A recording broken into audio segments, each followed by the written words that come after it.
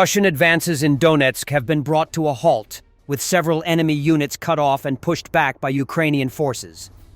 Fighters of the National Guard's 1st Corps Azov, together with neighboring units, cleared 6 settlements in the region, disrupting Russian positions and momentum.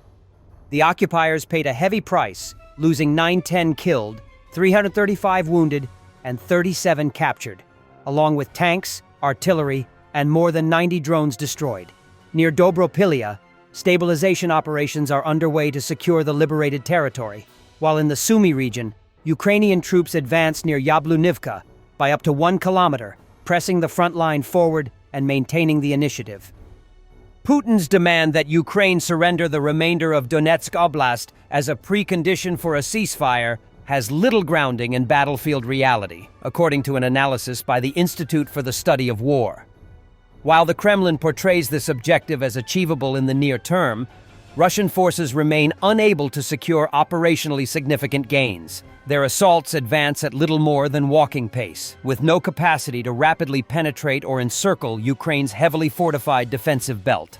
The ISW notes that fully seizing Donetsk would not be a quick victory, but a drawn-out campaign likely lasting years, if it can be achieved at all.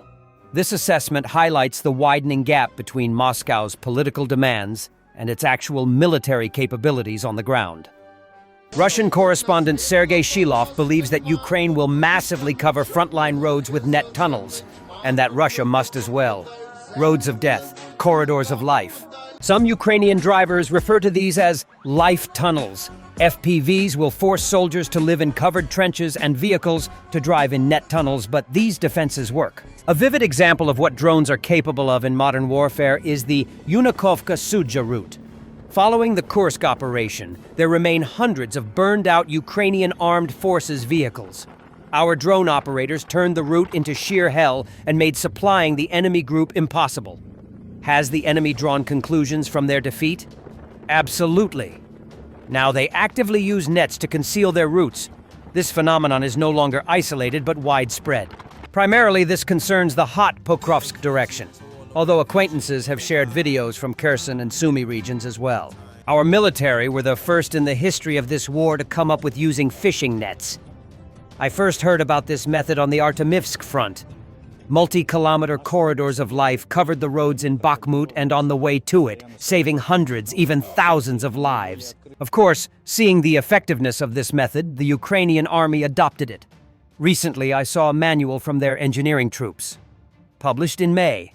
It details everything, from fasteners to types of piles used in installation. The structures are divided into types, for relatively safe sections more than 20 kilometers from the front and those closer. All elements are factory-made, which speeds up installation. The required personnel numbers are also calculated. There is clear systematic work and state involvement. How does it work in practice? A scout reports. On the first day, the tunnel length is 1,160 meters. After 2 days, it is already 1,650. That is an increase of 1/3. The net is certainly not a panacea against drones. FPV operators look for entry points, places where shell fragments have pierced. Then they set an ambush. Put drones on standby. When transport passes, the drone takes off and strikes the target. It is not so easy for the driver to break free from the nets. They end up trapped. But even so, losses in logistics in such a corridor are significantly reduced. It is impossible to hit detected transport on the fly. And if the corridors of life were not effective, they would not have been used first by us and then by the Ukrainian armed forces.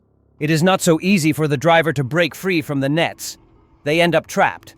But even so, losses in logistics in such a corridor are significantly reduced. It is impossible to hit detected transport on the fly. And if the corridors of life were not effective, they would not have been used first by us and then by the Ukrainian armed forces. But currently, the difference is that we are again doing everything independently and on local initiative, from the building materials the military can get. Naturally, this slows down installation times and the reliability of the structures themselves. The Ukrainian armed forces have obviously moved to systematic work. This is evident even from the manual. And they mass-produce everything. Therefore, I expect that nets will soon massively cover the frontline roads of the Ukrainian armed forces. especially if Ukraine secures the much-needed ceasefire in negotiations. The enemy will certainly use this time, including to equip frontline roads. Will we have corridors of life produced on a large scale? I very much hope so. This is very insightful. A war for ideology is outside Trump's frame of reference because he doesn't seem to have any fixed beliefs of his own, other than in himself, of course. Yeah, there's two things going on here. I think one of them is that Donald Trump simply does not understand anything that is not sort of flatly transactional. He doesn't understand anything that basically isn't a real estate deal. And so the idea that Putin is obsessed with Ukraine for other reasons, I think President Trump just doesn't understand any of that stuff and doesn't understand why he can't make a deal. And I think the other reason you're hearing this kind of talk from the president is, after all of this buildup, he's not going to admit failure. He is not going to walk out of there the way I think other presidents would have after a failed summit and be kind of stone-faced and say, we had a cordial, good interaction, but we didn't get anywhere, and now I'm getting on Air Force One and leaving. He has to say that it went great. Papers with U.S. State Department markings found Friday morning in the business center of an Alaskan hotel revealed previously undisclosed and potentially sensitive details about the AUG. 15 meetings between President Donald Trump and Russian President Vladimir V. Putin in Anchorage. 8 pages that appear to have been produced by U.S. staff and left behind accidentally, shared precise locations and meeting times of the summit and phone numbers of U.S. government employees.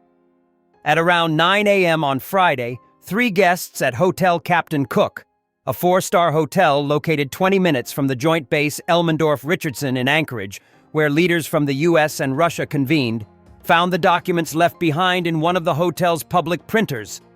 NPR reviewed photos of the documents taken by one of the guests, who NPR agreed not to identify because the guest said they feared retaliation. The first page in the printed packet disclosed the sequence of meetings for August 15th, including the specific names of the rooms inside the base in Anchorage where they would take place. It also revealed that Trump intended to give Putin a ceremonial present. POTUS to President Putin, the document states, American bald eagle desk statue. On Saturday, White House Deputy Press Secretary Anna Kelly dismissed the papers as a multi-page lunch menu and suggested leaving the information on a public printer was not a security breach. The U.S. Department of State did not respond to requests for comment. Pages 2 through 5 of the documents listed the names and phone numbers of 3 U.S. staff members, as well as the names of 13 U.S. and Russian state leaders. The list provided phonetic pronouncers for all the Russian men expected at the summit, including Mr. President Putin. Pages 6 and 7 in the packet described how lunch at the summit would be served, and for whom. A menu included in the documents indicated that the luncheon was to be held in honor of His Excellency Vladimir Putin. A seating chart shows that Putin and Trump were supposed to sit across from each other during the luncheon. Trump would be flanked by 6 officials: Secretary of State Marco Rubio, Secretary of Defense Pete Hegseth, and White House Chief of Staff Susie Wiles to his right, and Secretary of the Treasury Scott Bessent, Secretary of Commerce Howard Lutnick, and Special Envoy for Peace Missions Steve Witkoff to his left. Putin would be seated immediately next to his Minister of Foreign Affairs, Sergei Lavrov, and his aide to the President for Foreign Policy, Yuri Ushakov. During the summit Friday, lunch was apparently canceled, but it was intended to be a simple 3-course meal, the documents showed. After a green salad, the world leaders would dine on filet mignon and halibut Olympia. Crème brûlée would be served for dessert. John Michaels, a professor of law at UCLA who lectures about national security, said that the documents found in the printer of the Alaskan hotel reveal a lapse in professional judgment in preparation for a high-stakes meeting. It strikes me as further evidence of the sloppiness and the incompetence of the administration, said Michaels. You just don't leave things in printers. It's that simple. The printed papers are the latest example of a series of security breaches by officials of the Trump administration. Earlier this week, members of a law enforcement group chat that included members of U.S. Immigration and Customs Enforcement added a random person to a conversation about an ongoing search for a convicted attempted murderer. In March, U.S. national security leaders accidentally included a journalist in a group chat about impending military strikes in Yemen. Thanks for watching, and don't forget to subscribe.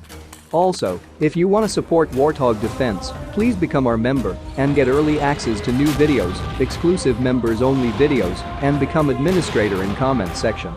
The membership link is in the description. Rescues every day. We had a guy last week, it's 6 rescues in 6 days. You know, he's doing the job every day.